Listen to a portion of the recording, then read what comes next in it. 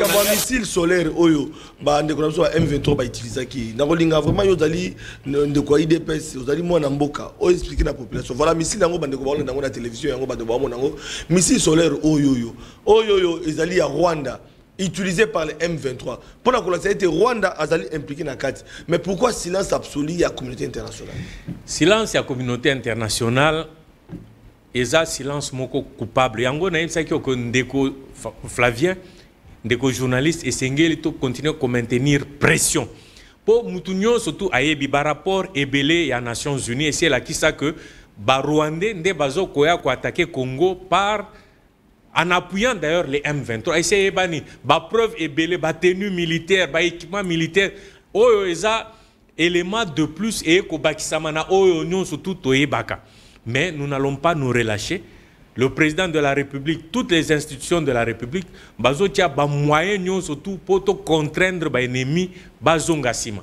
Et loko mususu to senga na République na biso na gouvernement et sengeli vraiment to armé to continuer à armer pour force armée na biso ezala dissuasive. Oui, batumsuba kendo sa na États-Unis te poanine pour que les États-Unis sont suffisamment armés. Basaka na Russie te pour que était baza suffisamment armé. Donc il faut tout comme na force moko ya dissuasion. Mais bande comme ça bien été premier ministre cause Augustin Kabouya. Bande comme ça bien été premier ministre ozala dans ngambo Équateur parce que c'est que dans ngambo Équateur merci beaucoup babio qui sait Kabouya cause premier ministre parce que peu capable parce que IDPS ça allait partir aujourd'hui va voir belé. Bande comme ça bien été cause la Jean-Pierre Bemba. Bande comme ça bien été non et cause la balobi liaou. Bon, toko ibate. Est-ce que premier ministre il faut avoir na IDPS topé akokipe kozala na bandeko bazali balié na cadre de recoupement on va soutenir mon konzamboka on va kobima na nyos ba kobima na majorité oyo Kabuya akoluka en tant qu'informateur pour abimisa atalisa mon konzamboka voilà majorité yangoyo. Des journalistes, bah, spéculation est toujours nécessaire et nakanisi ezambala libosote ba spéculation seulement ezana bamboka mususu ba spéculation ezara toujours ezana nakati mboka na biso ezara toujours. Mais Sengeli était président toyeba était président de la République azaneti coach à équipe mo ya football. Soki atali ba joueur nyon surtout 23 au bazana liste yemoko ndia opona lobi mututel azala gardien mututel ndia obeta na poste boyna boy de sorte que équipe na biso ezala compétitive wana senge toye bango de mémoire donc so totali na premier mandat nani ayebaki que premier ministre ya gouvernement liboso ya ndeko Félix Tshisekedi ya président Félix Tshisekedi ozala ndeko Ilunga Ilukamba tout le monde ayebaki te exact surprise air majorité eye ko changer Sama Lukonde, nani akanisa iko ba nommé Sama Lukonde? Personne. Donc ils ont surprise to la muka premier ministre Sama Lukonde. Bato bakomi omito Sama Lukonde c'est qui Sama Lukonde? C'est pour dire que ba spéculation wana ezalaka toujours à la veille ya ba nomination ya premier ministre. Avant ezali to senga ezali na régime ya ko senga autorisation pour tous à la armée mais na premier mandat ndeto lo ba toujours diplomatie agissante, il y a président de la République et ça là qui était mibe comme sous autorisation et c'est autorisation préalable et donc maintenant nous pouvons de plus en plus armer équiper notre armée pour tous à la force makasi wana et tel bisomoko en ce qui concerne les relations internationales et c'est même Russie basera na relation diplomatique na États-Unis, basera relation diplomatique na France, ainsi de suite. Donc, quand on a une relation diplomatique, c'est pas ça qui va faire que notre situation change automatiquement. La relation on est dans le domaine ébélé, dans le domaine militaire, dans le domaine mususu, mais sauf que nous devons voir qui est de notre côté pour pouvoir marcher avec lui. Mais dans le cadre de diplomatie, dans le cadre de la relation Congo, rien ne nous empêche d'être en relation avec les États-Unis et d'être aussi en relation avec la Russie. C'est le cas que présente. Donc là, chacun doit regarder ses intérêts, côté intérêt nabiso et puis pouvoir avancer. Toza lisusu na ngonga ya ko sakanate. Toza lisusu na ta ya ko perdre te. Toza na ba enjeu moko majeur o ezo senga ba action dans l'immédiat. Mutu na mutu azana ba attribution na ye. bao ba okota na gouvernement ba za attribution na bango ba ope ba otika na assemblée nationale to yebi ko baza na mission na bango eza nini ko voter ba loi turo to senga na bandeko na biso oyo ba ote ko zo validation ba mandat na bango déjà le lundi 12 février 2024 et sengele mutu na mutu azonga mutu atala sima zonga mutu aye ba ete que population congolaise bazo zela vraiment ba action concrète parlement ezala parlement ya ba dormeur te po wana tosi to lobela ngo déjà na ba émission passée parlement ezala ba dormeur te parlement ezala ba tu oyo bakoya si soy budget ezali ba ko analyser budget méticuleusement na cadre ya mission au parlement bango pe basala répartition équitable en tant que autorité budgétaire. Pour toi qui paie mingi, totambola na cité, tokuta na bande na biso ebele. Il y a des gens qui se plaignent que ba député na biso bazo zo mbongo ebele, salaire ba fonctionnaire ba militaire tozo zo ba salaire moko minable. Donc parlement na biso prochain parlement, qu'est-ce qu'on attend du parlement? Répartition équitable. Esengozali ya baimboka esengozali ya biso papa sentinelle et longo na bino population mokolo bande ko bako célébrer Saint-Valentin ezali mokolo papa sentinelle azali en direct à partir de 19h pour na ko beta masolo na ba kongomani na ozali koleka na mboka na biso na pesi mbote na bande ko na nyonso oyo bazwami na est ya République démocratique du Congo na Nord Kivu na Goma précisément ba o ba benga papa sentinelle pour na ko ba ite kobanga izali na lobina bino ete bolanda ki vice-premier ministre en charge intérieur oyo mwana mboka Jean-Pierre Bemba oyo utaki ko passer bref séjour na na Goma pour na ko rassurer na bande ko nyonso ete Goma et koko ya été misali ko salema to ko beta masolo nango parce que situation sécuritaire ya République démocratique du Congo ezali ko préoccuper ba kongomani ebele ezali ko préoccuper bango pona ni po ete bazali ebele o ba ko kanza esengeli ete kimia ekota na monyele ya ekolo bolandaki mwana mboka Peter Kazadi o azali pe vice-premier ministre en charge ya intérieur ya mboka atalisaki ete na bakongomani na population esengete kimeza la bande ko na biso o bako tomboka ezali constitution nde epesi ningisa na population kasi esengeli o bazali ba paya ba diplomate to batela bango lolenge ya ko revendiquer avec violence et ko sala malamu te to monaki bande ko na biso mikila poto batambolaki na yango to baki ete to ko beta masolo ba député na biso ba kelimi beko 500 députés Oyo Sengela qui va dans le Parlement, 477 députés Oyo va publier na CENI, Oyo Cour constitutionnelle et les cas qui pour valider tout cause là. Non, le Cour constitutionnelle tout cause là été va valider pour être bandé ko ba kinaki na ba recours tout ça cause là kasi na Oyo CENI a publié qui ba député na biso ba les cas qui na mibeko o esenga na parlement selon règlement intérieur selon règlement parlement pour être ba mandat na bango ezala valider ba validaki bango tokobeta masolo nomination ya mwana mboka Augustin Kabuya secrétaire général il y a UDPS comme informateur pour être esenga ba été UDPS na maponami ya Kadima na ba parti politique o ekendeki UDPS ne akui ba député ebele esenga ba et puis na kata union sacrée IDPS ne azu informateur oyo Mokonzamboka aponaki Augustin Kabuya secrétaire général ya IDPS makambona ezali ko défrayer chronique ba polémique ezali ko salema ba question ezali ebele oyo ba imboka ba komituna tolobaki ete tokoki kotikala pe kimiate papa sentinelle akei ko kwa motoyo azomi na kati ya lingomba ya ba membre o bazali ko constituer corps ya ba élite scientifique ya UDPS pour la élite scientifique ezali banganga mayele ezali bato batanga kelasi bato bayebi ndenge nini IDPS fonctionnera bato babi makambo mboka na lobaki ete esengeli na zo bango na puiser information na source ba oyo bazali pe ya IDPS esengeli na bato bazali ba allié ba beta masolo IDPS esengeli na IDPS pona kozwa ba oyo bazali banganga mayele po ete mituna oyo boko tuna papa sentinelle bango bayanola na yango na poko ya lelo tozane sengo toko yamba mwana mboka ale mukuna o azali cadre na IDPS pe moko ya bayi corps élite scientifique ya IDPS tozane longo bo mona kaye pendant campagne électorale ya mokonza mboka amouye mayo azaki ko le ba plateau à télévision pona ko lobela mona mboka Félix Tshisekedi pendant campagne électorale pona ko défendre couleur politique ya candidat na bango kasi na suka na yango pe to yambaka yepo alobela lisusu ete ndenge nini mokonza mboka alekaki pe molandaki prestation de serment na ye na salle des martyrs to mekaki kosolana mona mboka alemukuna ozali moko ya IDPS na yango na zongisi ye lisusu po ete bo sengi papa Sentinelle tobeta masolo na oetali Augustin Kabuya mwana mboka alemukuna mbote mbote ndeko journaliste na sepeli lisusu koza na plateau na yo po to développer makambo itali république na biso mboka na biso.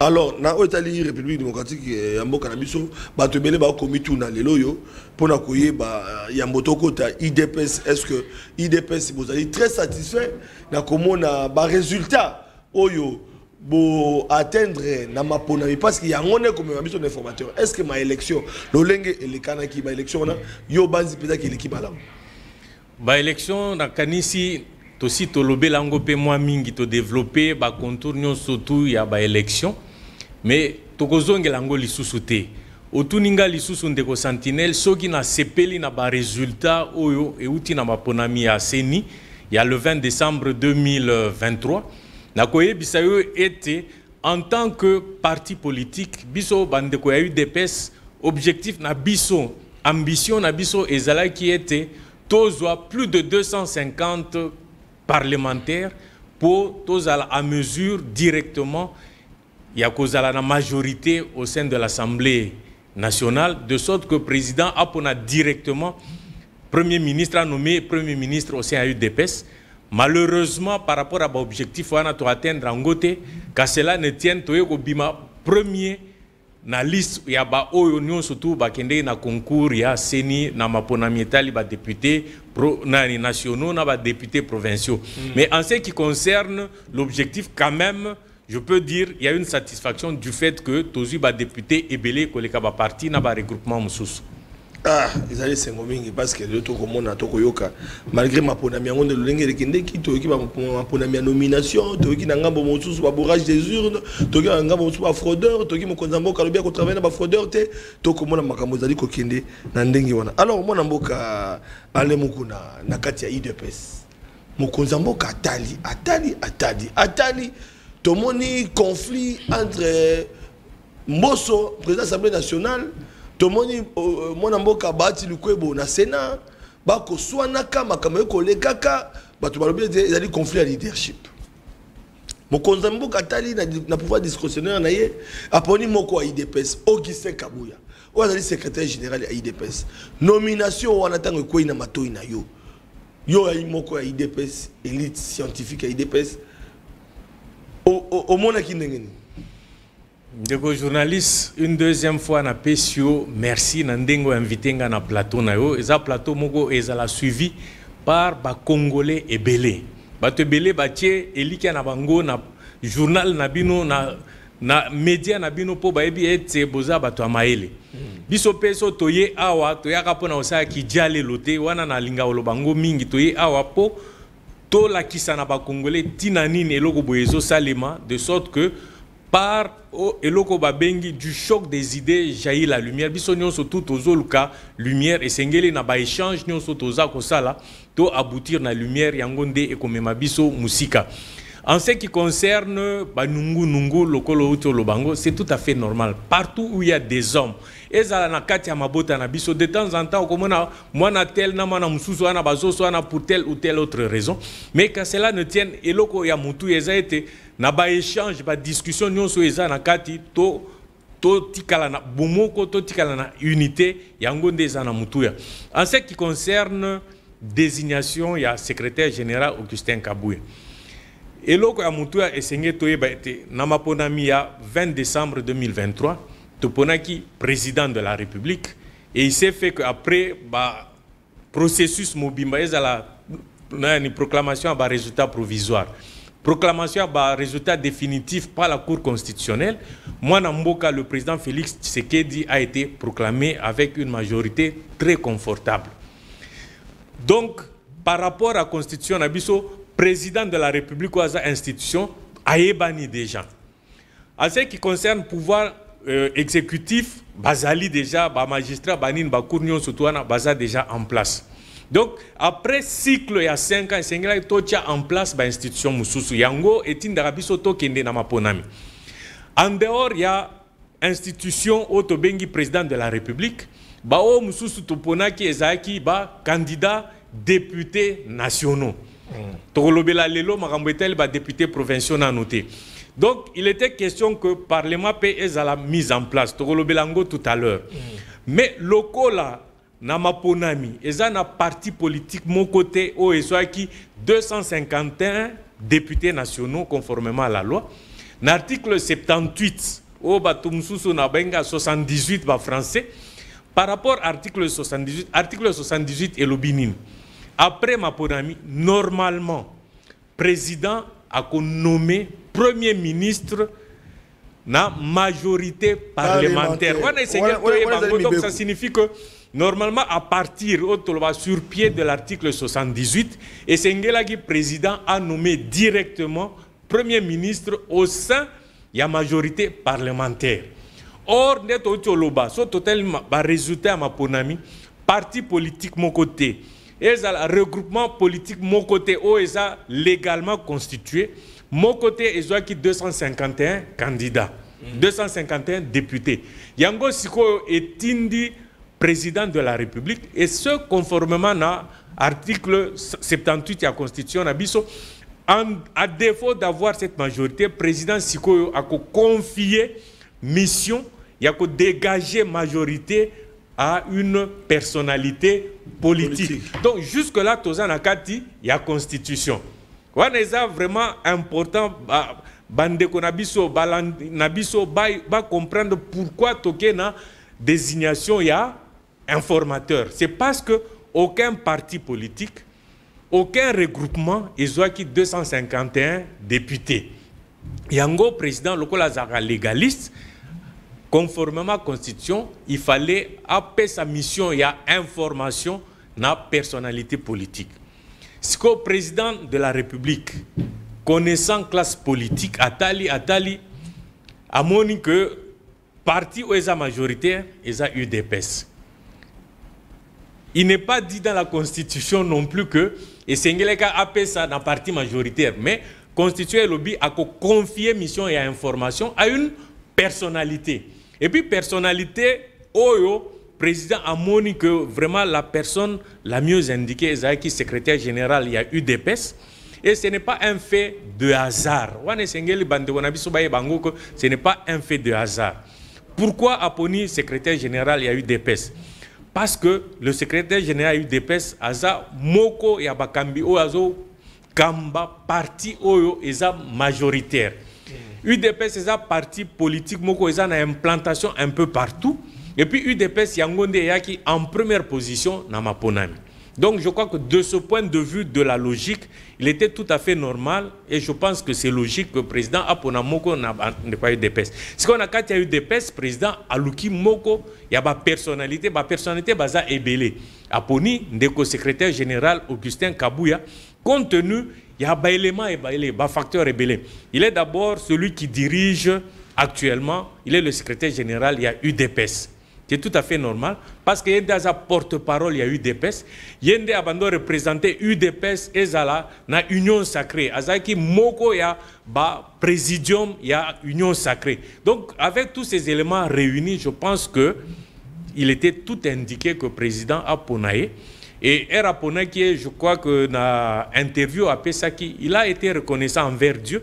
Et puis, Elo Moussou Alubaki, c'est le destin. Oyebi makambo Moussou na mokili ezaka destin en Nzambe. Okoza muto amaye, okoza la naba diplôme et belé, mais si Dieu ne veut pas que tu exerces une certaine mission, et que ça moi pas si okoma na mission. Yango ngana Félicien qui ndeko secrétaire général, yemoko alobi nini. Alobi je ne suis pas le plus intelligent de tous. Je ne peux pas prétendre que zala moko ya batu amaye le banganga amaye na République démocratique du Congo, mais c'est le destin, c'est Dieu qui m'a fait grâce. Pour être président à Ponangai, évidemment, il y a un minimum de critériums autorité au Luba et permettant que nommer Augustin Kabouya comme secrétaire général en qualité, il y a informateur. Ah, Outoubetami Lolo, Bandeko Balandi, Pizaki, IDPS, Mokonzamboka Tali, le quoi IDPS, et soit qui va député et belé, IDPS Mokonzamboka Yambi a poni informateur, mais bon, bané ko bangate parce que na oh les cas qui te baki informateur, c'est qui mon amboka Augustin Kabouya, et là ni mon amboka Modeste Bahati, kasi na oyo ne le koyo ko zape ndeko mosusu lokola Vital Kamerhe ko zala droit Jean-Pierre Bemba na présidium notaka bande ko présidium mais choix ya Augustin Kabouya quelque part bande ko mosusu ba koloba ete IDPS anya kwa nyoso kotia Augustin Kabouya ezali kolakisa ete mwana mboka Félix Tshisekedi alingi kolakisa ete IDPS ne alinga gérer mboka yemoko e ko bangisa te bino bande ko zomina kata IDPS tango bato mosusu ba koloba bongo. Ndeko journaliste na pesio merci na mutuna wana eza mutuna moko ya vraiment très important pona nini esengeli toyebete nous sommes un seul corps toza corps moko mais on ne peut pas nommer tout le monde, ça c'est évident. Et ça il y avait 24 000 candidats pour 500 postes. Ça signifie que tout le monde ne pouvait pas passer. Et Sengel Toye été même toza 6 sozi bandeko bazaki ya présidium mutuna mutu azaki na fonction na ba misusu bazaki ba VPM ba misusu bazaki ba premier ministre ba misusu ba président à Sénat. On n'en a pas fait un problème parce que dans le cadre politique so bolingi bo gérer il faut ba concession ezala. Donc ce total cas ba membre présidium parmi les 6 le seul qui n'avait pas de fonction officielle, ouais, sans se plaindre, sans se plaindre, sans se plaindre. Ce n'est pas que eza gâteau, il faut tout la logique, il y a gâteau et sengeli to kabola. Ce n'est pas un gâteau. C'est qui est vrai. À chaque moment. Eza mutuya parce que surtout Augustin Kabouya, total Jean-Pierre Bemba, VPM il y a défense.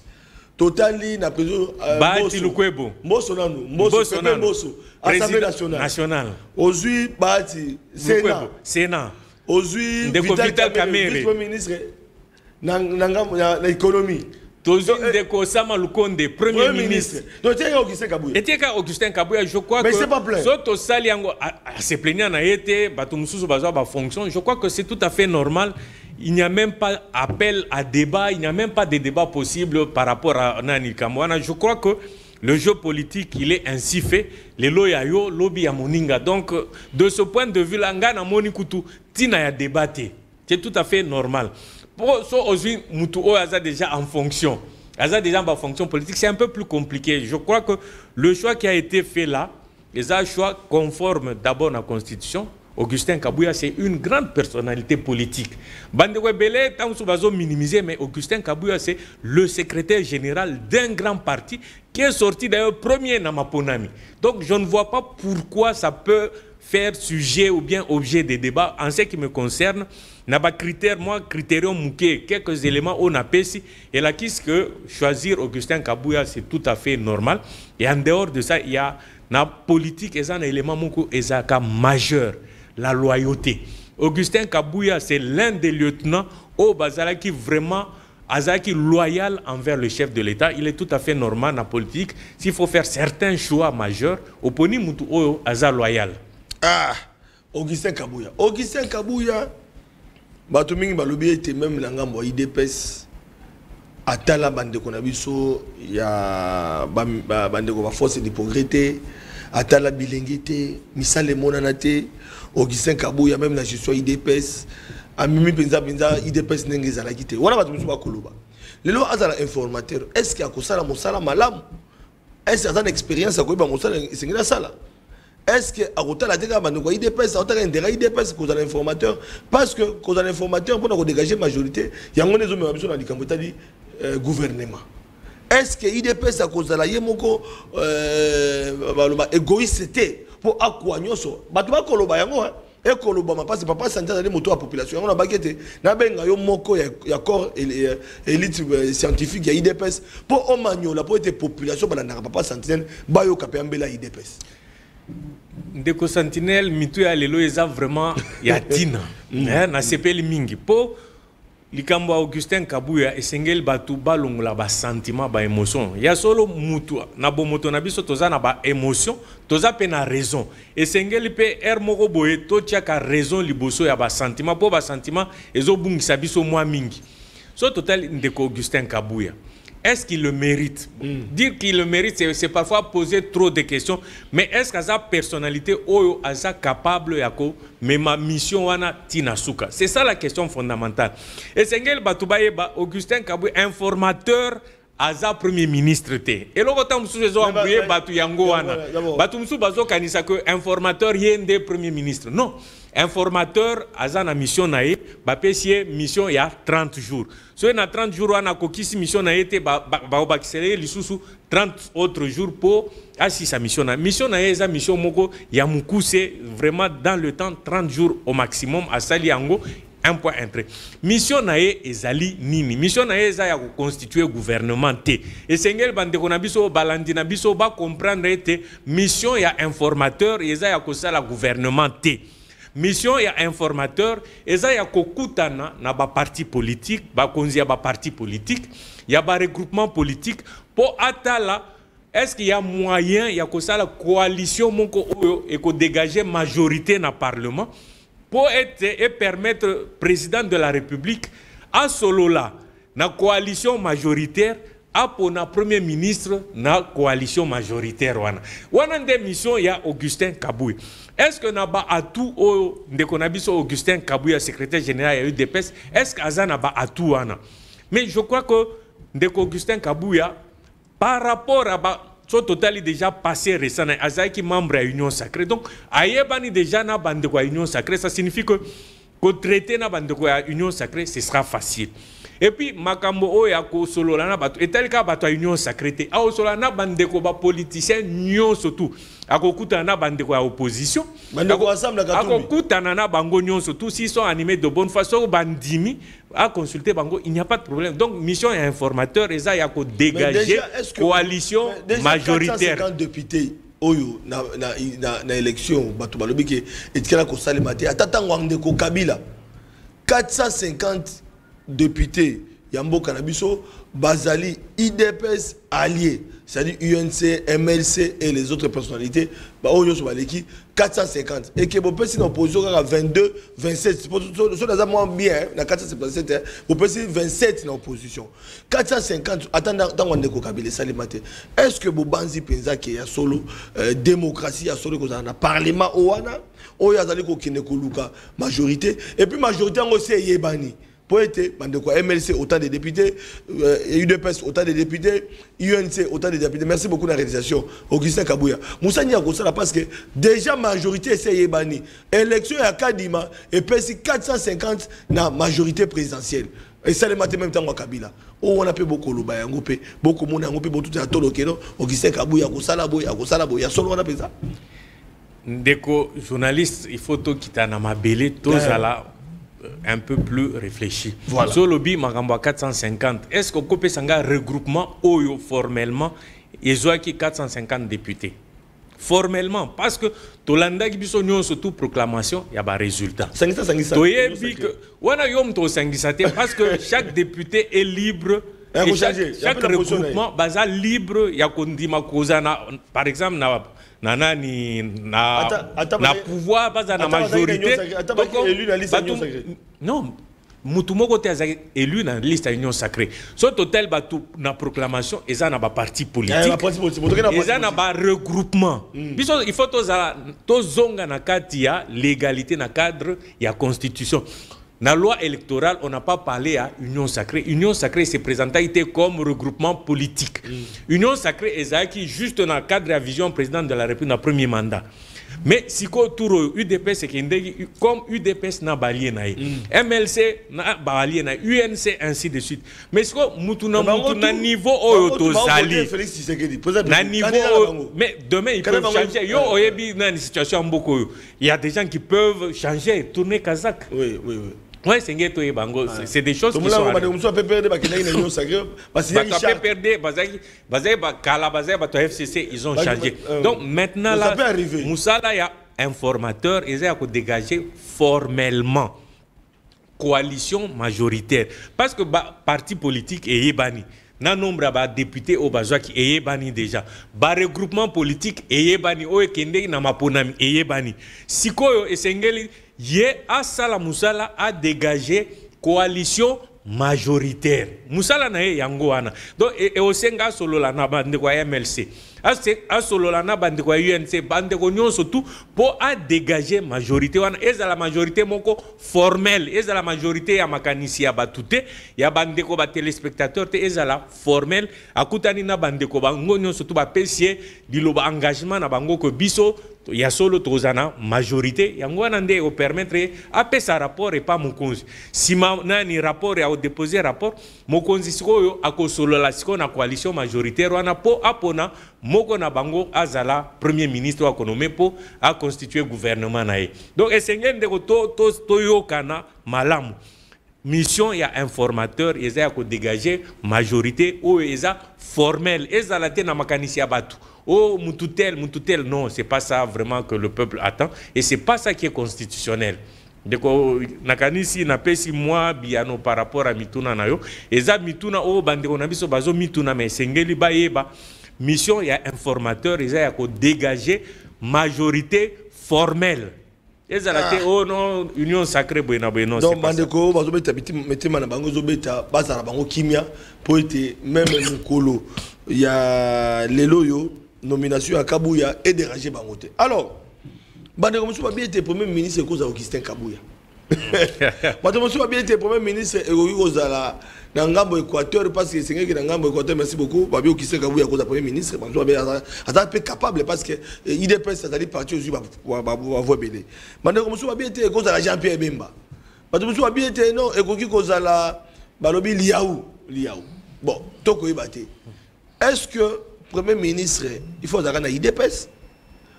Topé à occuper Kozala, na bandeko bazali balié, il y a un cadre de recoupement, on va soutenir mon Konzamboka, on va couper na majorité, oyo Kabouya ako luka en tant qu'informateur pour abimisa, attendre sa mon Konzamboka, voilà majorité en goyo. Donc journaliste, spéculation est toujours nécessaire et nakanisi eza mbala liboso te ba spéculation esalema eza na bamboka mususu ba spéculation ezara toujours eza nakati ya mboka na biso ezara toujours mais sengeli ete président toyeba ete président de la République aza neti coach ya équipe mo ya football soki atali ba joueur nyon surtout 23 au baza na liste ye moko ndia opona lobi mututel azala gardien mututel ndia obeta na poste boyena boy de sorte que équipe na biso ezala compétitive. De mémoire d'homme, so totali na premier mandat. Nani ayebaki que premier ministre et gouvernement liboso ya ndeko Félix Tshisekedi ya président Félix Tshisekedi ozala ndeko Ilunga Ilukamba. Tout le monde ayebaki te exact surprise. Air majorité eye ko changer Sama Lukonde. Nani akanisa iko ba nommé Sama Lukonde? Personne. Donc ils ont surprise to la muka premier ministre Sama Lukonde. Batu bakomi omi to Sama c'est qui Sama Lukonde? C'est pour dire que la spéculation est toujours à la veille de la nomination, il y a premier ministre. Ça, c'est, comme je peux dire, un pouvoir discrétionnaire, il y a président de la République. Il y a moko, tamusus na mutu na ye ayebi, tamusus era consulté majorité ou eko se dégager après mission et informateur, il y a moko mutu akopona. Parce qu'on dit le président de la République nomme le Premier ministre au sein de la majorité parlementaire après consultation de celle-ci. Consultation n'a pas limité. Mais on a compte qu'il y a spéculation. Mais est-ce que Ndeko Augustin Kabouya a causé la Premier ministre? Comme je l'ai dit, c'est le pouvoir discrétionnaire du chef. Mais en tant que intellectuel, on peut émettre quelques réflexions. Ma réflexion, tenant compte il y a géopolitique, il y a Mboka, Nakati Mboka, moi je peux émettre, ça c'est mon point de vue tout à fait personnel, le président de la République est du Kasaï oriental. Ndeko Augustin Kabouya est du Kasaï oriental. Je crois que de ce point de vue, pour éviter Makelele Oyobatu, Baloba, toujours tribalisme, je crois que ça c'est mon point de vue personnel que je donne. Je ne pense pas que le président irait peut-être jusqu'à nommer Ndeko Augustin Kabouya pour des raisons stratégiques et d'équilibre géopolitique Nakati Mboka Nabiso. Ça, c'est mon point de vue. Président Yemukwaye Binde Azosala, mais je crois que de ce point de vue, je doute fort, ça c'est mon point de vue, que président Ndeko Augustin Kabouya comme premier ministre, certainement que il va occuper d'autres fonctions aussi importantes que le Premier ministre, mais en indemnité. Mais est-ce que vous avez Liaou, est-ce que vous avez Jean-Pierre Bemba? Moi, je ne peux rien dire, mais ce qui est évident, c'est que, qui peut être sûr, tenant compte de la géopolitique au niveau national, je crois que le président fera certainement, il pourra désigner parmi les autres provinces, en dehors, il y a Kasaï oriental. Voilà. Ça, c'est mon point de vue, mon approche pour tenir compte et puis éviter Makele, Abato, non, tribalisme. Mais là-dessus, je peux dire un petit mot. Le tribalisme ne consiste pas à renommer la même province que yo. Si vous êtes capable, Flavien, si vous êtes capable, province moko, qu'est-ce qui m'empêche de te nommer? Ah, ça aussi, ce n'est pas ça le tribalisme. Tribalisme, privilégié même en dehors, il y a compétence. Bon, moi je dis ça, moi je dis la compétence selon la compétence. Yangwana na lobiso toke na ba critère mususu il peut, mais il faut tenir compte toza biso moko te na kati ya société toza ebele ba parti politique pesa ebele. Yangwana lobaki otuna kiso nani premier ministre auta na UDPS ou bien na parti politique mususu. Dès lors que coalition majoritaire et kozala constituée, président siko akosololana bandeko ya coalition wana et puis parmi bango akopona oh tokolo ba vraiment joker oh akobima na alors en tenant compte les erreurs du passé à cause de la montée et nous espérons que Mokonzamboka erreur du passé tout le monde a monté mais erreur par exemple wana eza juste réflexion lokola nomaki informateur secrétaire général est-ce que ça erreur par le passé la fois passée, informateur et Zaki Ndekonabiso Bahati. Il n'était pas de la même province. On n'a pas fait de problème par rapport à ça. Il a fait sa mission, à Zongsi rapport et puis la vie a continué. Ça nous a permis à Premier ministre Azak désigné, nommé par le président de la République. Donc nous tenons compte, le président, pas moi, le président de la République lui-même a dit ba erreur ya passé to zongelangoli sous-souté. Yemoko aebi à tenir compte ya géopolitique. Yemoko a tenir compte ya ba facteur ebelé pour au premier ministre o Zalawana azala peu compétent parce que le problème ne suffit pas de dire non pour na mutu ya province telle mais encore faudra-t-il que mutuana azala compétent. Parce que dans le mandat, le peuple a résultat et très rapidement. Donc, le Premier ministre a apprendre au niveau à sommet de l'État et vertébré pour que très rapidement. Technocrate, vertébré, gouvernement, vertébré, mais au finish, le peuple est là. Alors, on a pris beaucoup de temps autour de la question de nomination. Il y a moi, Augustin Kabouya, le secrétaire général Nabino. Vous allez me IDPS, c'est parce que la question les réseaux sociaux, ce sont des questions que tout le monde s'est posé. Il y a une élite scientifique, il y a UDPS, Poto Solo, la Toyo qui répond à la nomination, il y a Kabou, il y a Ndengo si était les loyaux Makamo Sengeli et Tambola Ndenge Sengeli. Alors, dans le deuxième point de validation, il y a un mandat, il y a un député, Nabiso, Oyo Bakeli Beko, Otomona qui Bango na Parlement. Oyo tout le monde qui validation est-ce que Obanzi pensa que likanisi wana ndenge zali ko kinde et que ba congomani ba ko sepela ndenge ba député wana ba valider bango ba musu bazo zela bango na ba cour constitutionnelle to ndenge aussi là kasi Congo alobi ndenge zali ko kinde na ba nomination ndenge toyoki est-ce que likambo wana ekotungisa rote likambo wana je crois que en tant que Congolais l'amitié vraiment comme citoyen lambda Moutounion surtout a préoccupé par la situation sociale du peuple congolais. En dehors de la situation sociale du peuple congolais, préoccupation majeure pour les Congolais anini guerre ya est. Donc c'est vraiment que très rapidement, bande konabiso ya ba député pas à la consciencieux. Toza li susu na ngonga ya ko sakanate. Toza li susu na ta ya ko perdre te. Toza na ba enjeu moko majeur ezo senga ba action dans l'immédiat. Mutu na mutu aza na ba attribution na ye. Ba o ba okota na gouvernement ba oza na ba attribution na bango. Ba ope ba otika na assemblée nationale to yebi ko baza na mission na bango. Mission na bango eza nini ko voter ba loi. Turo to senga na bandeko na biso oyo Baoute kozwa validation ba mandat na bango déjà le lundi 12 février 2024 et sengel mutu na mutu azonga mutu atala sima zonga mutu ayeba ete que population congolaise bazo zela vraiment ba action concrète. Parlement ezala parlement ya ba dormeur te. Po wana tosi tolobela ngo déjà na ba émission passée parlement ezala ba dormeur te, parlement ezala ba tu oyo bakoya.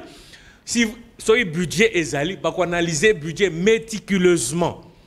Na cadre ya mission au Parlement, bango pe basala répartition équitable en tant qu'autorité budgétaire. Pour toi qui paie mingi, totambola na cité, tokutana bande na biso ebele. Il y a des gens qui se plaignent que ba député na biso bazo zo mbongo ebe salaire ba fonctionnaire ba militaire tozo zo ba salaire moko minable. Donc Parlement na biso prochain Parlement, qu'est-ce qu'on attend du Parlement? Répartition équitable. Il y a budget de l'État et salement. Train de vie, il y a une institution et ça a quand même réduit de sorte que Moutounion a se retrouvé. Bissonion surtout au travail pour Mboka Biso Kendelboso et Sengeli Moutounion surtout a se retrouvé. En dehors, il y a wana Batubazo Zela Sousounine que Parlement et banda ko contrôler effectivement gouvernement. Parlement et banda ko contrôler ba institution Moussoussou contrôle parlementaire et zala efficace. Je crois que les gens na parlement moko na histoire na biso parlement en 1977 et tikala histoire pourquoi parce que les parlement moko et ça les contrôle il y a ba institution contrôle il y a gouvernement et tika pe na histoire donc et là tozo ya ba député na biso en ce qui concerne nani bangonde baza ba autorité budgétaire budget et salement et tenir compte ya ba tunyon surtout. Et ça la disparité à ma cité, donc une répartition et ça de manière équitable. Bazo zelanini contrôle parlementaire, va contrôler le gouvernement, va contrôler la complaisance, va contrôler l'entreprise, va contrôler l'institution de sorte que Moutounion surtout a se retrouver dans na compte ya parlement oezoya. Donc c'est ce que nous attendons. Est-ce que Egosa le mabongo tozana elika que Moutounion o aponaki ba candidat o bazaki lobby ba o baza élu député lelo toza na eliki ete bakosala musana bango na ndenge esengeli mais en dehors de ça esengeli population lokola biso nde toponaki bango topesa bango mandat na esengeli to bando contrôler bango na ba période ya ba vacances parlementaires to kutana na ba député to saka pression sur tout le monde que bazola la pongi. Mais alors inquiétude monsieur Zali moi namboka Alain Mukuna cour constitutionnel azakulandela ndeko toyebi azakulandela a se prononcer mais vous ne voyez pas que éco-risque va député va valider bango après cour constitutionnel bazala invalider pour être ce cour constitutionnel a poni parce que batumisi ba côté ba recours au siège nanga ba yibaki siège nanga bazwa ki yango mais après ba défense bango na cour constitutionnel et que cour constitutionnel andimine bango nde bazaba député yebisanga bandeko ba validaki bango sort bango zani. Je crois que pour réinventer router c'est et puis aux alambala liboso te situation ana et comment et c'est seulement déjà na ba mandat passé tout monde a pe ba tumususu ba kota déjà si abandi ko siéger et puis cour constitutionnelle et ko invalider on a simplement qu'est-ce qu'on a fait ba invalider candidat oyo cour nani pesa ki mandaté de sorte que mutu oyo azwa qui raisonne à niveau cour constitutionnelle ba valider donc c'est des choses simples ba validation au basal tokolo ba ezana nous provisoire en attendant que le cour constitutionnel et Katamakambo provisoire au va valider le parlement ba député pour mingi ba yasika ndeko journaliste non batika la société et sengeli baye ba à partir à lelo so ozo kende ozaneti joueur à football so ozo kota na terrain et sengeli ya liboso oyeba ba règle de jeu. Ceux qui ont déposé candidature comme député, et Sengel oyeba ba règle de jeu, oyeba été ceux qui l'élo toute cette validation. To landa président de ya bureau nani provisoire à lobby nini, ya bureau d'âge à lobby provisoirement les 477. Mais ce cours constitutionnel est invalidé par Missoussou, bah vous allez remplacer. Ça c'est tout à fait normal. Et Sengel Moutounion soit qui validation à mandat le lundi. Aïe ce cours constitutionnel à partir de la preuve, il y a un recours et kotikuna so ba tumususu ba vous invalidé et ça va continuer, il n'y a pas de problème. Nani assemblée plénière ko siéger les sous et valider bandeko oyo ba zala nani reconnu par la cour constitutionnelle et puis et continue. Donc c'est que ba o baza wana ba milengela parce que ba sort na bango tina suka ibanonte. Jusque-là, on ne peut pas dire, mais Moutuna Moutou, il faut à la sûre, il y a sûr, il y a mandat, il faut à la sûre. Il faut à recours moko d'abord. Ils à la recevable et puis ils à la fondée. Pour le recours, monsieur, au code de recours, ils ont raison. Tu comprendre des journalistes. Donc, au code de recours, ils ont raison. Cour constitutionnelle, et qu'on examine, et qu'on a la chose en raison, bah fait sur raison, il y a un au côté na l'Assemblée nationale. Donc, et c'est ngeli ba province ba valider bino mandat mais keba parce que bande ko na cour constitutionnelle pour na koluka ko ba sort na bango suka. Alors, so cour constitutionnelle réhabilité bango que bango ne bazala ki ba élu. Donc, boy ba kino ozaki député au vendredi 2 jours 3 jours. Mais c'est normal les gens la liboser comme na parlement na biso. Et c'est ça les déjà. Mais on a vu bande on a vu son babando la libanda à cour constitutionnelle bazozela ba misusu bazwa qui raison ba côté na parlement ba misusu té c'est tout à fait normal. Wana ba règle de jeu wana esengel toye bango to trouver ango normal. Voilà. Alors likama validation to longo nango likamo ya est ya République démocratique du Congo population ba commettre.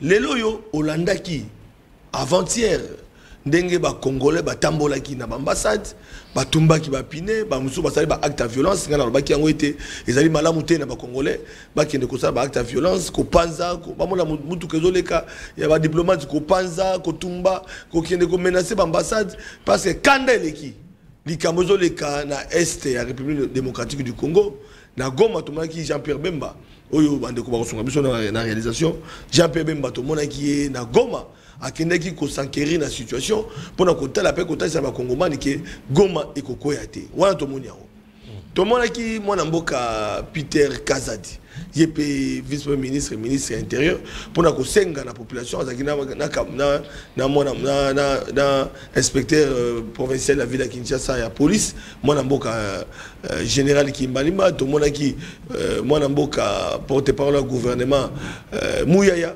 atalisaki ete kimezala bakongomani basala ba violence te mboka eza boka na biso mais congolais na kanda tomonaki ba missile yango na otoko lobela ngo missile solaire awa oyo Rwanda azali ko utiliser ciment ya ba M23 pour na robomba bakongomani totalisaki yango to latalisaki yango ndenge lelo ba drone ya MONUSCO et comment qui cible ya ba ndeko M23 vérité bimi mais silence ya communauté internationale.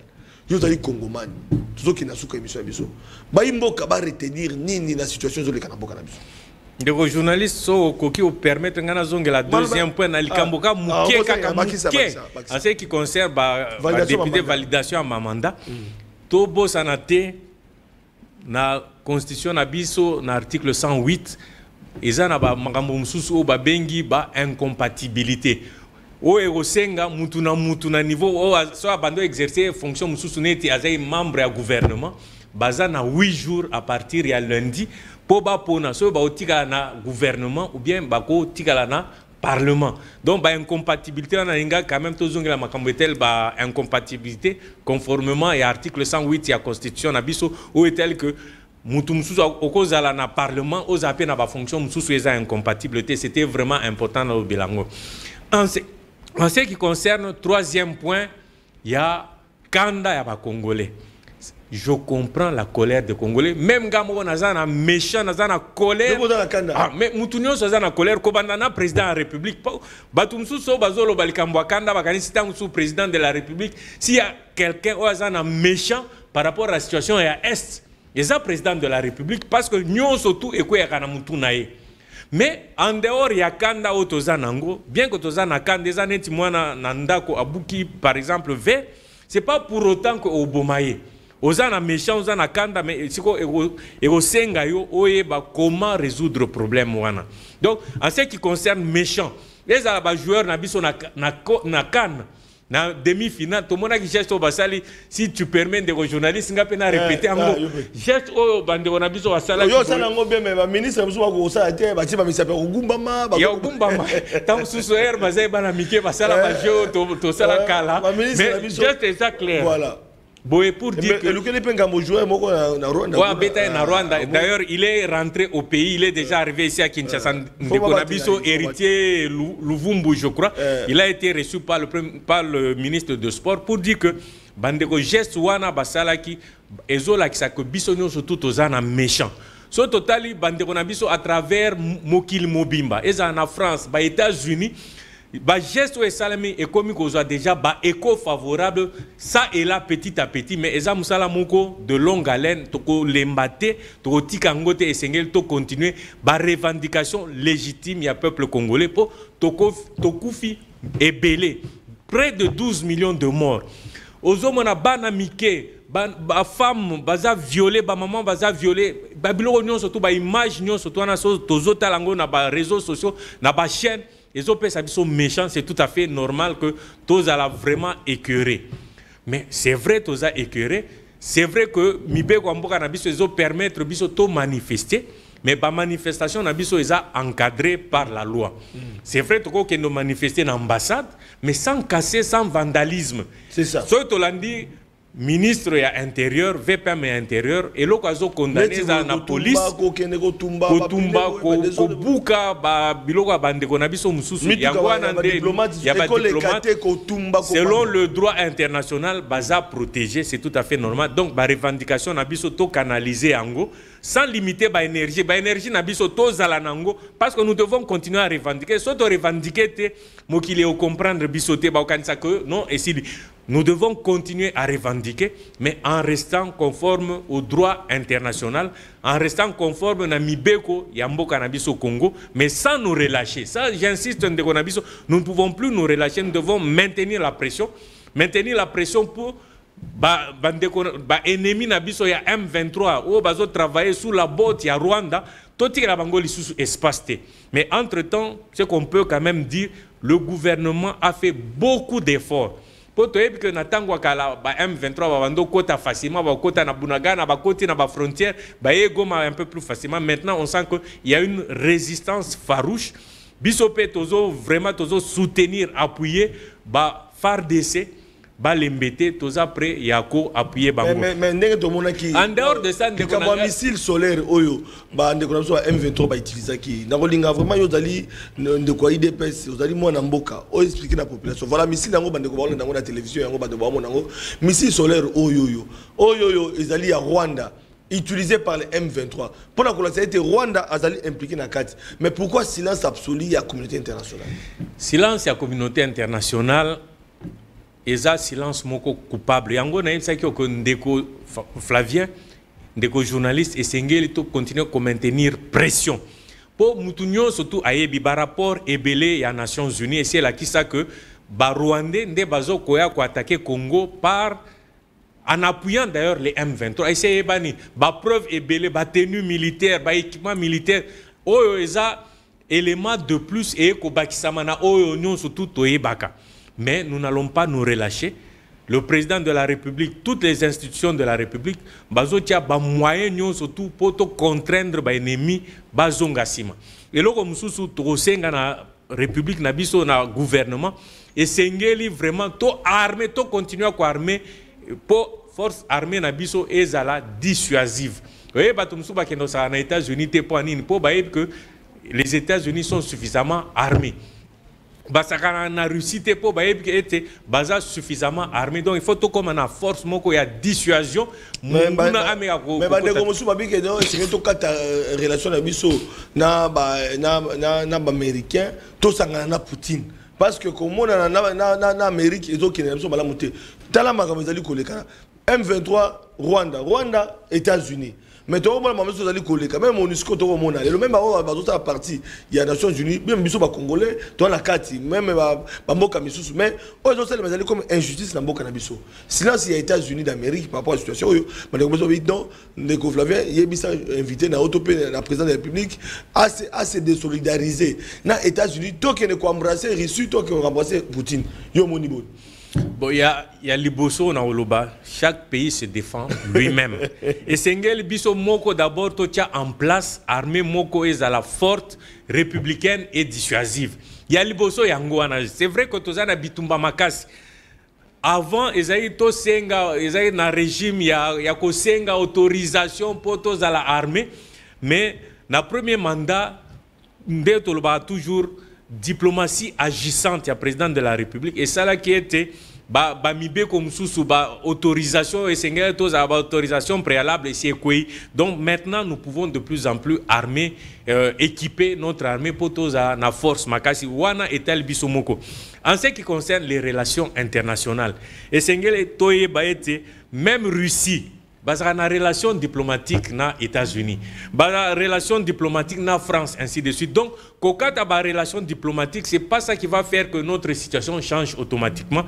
La relation on est na ba domaine ébélé, na ba domaine militaire, na ba domaine mususu, mais sauf que nous devons voir qui est de notre côté pour pouvoir marcher avec lui, mais dans le cadre de diplomatie, dans le cadre de la relation Congo, rien ne nous empêche d'être en relation avec les États-Unis et d'être aussi en relation avec la Russie. C'est le cas que présente. Donc là, chacun doit regarder ses intérêts, côté intérêt Nabiso, et puis pouvoir avancer.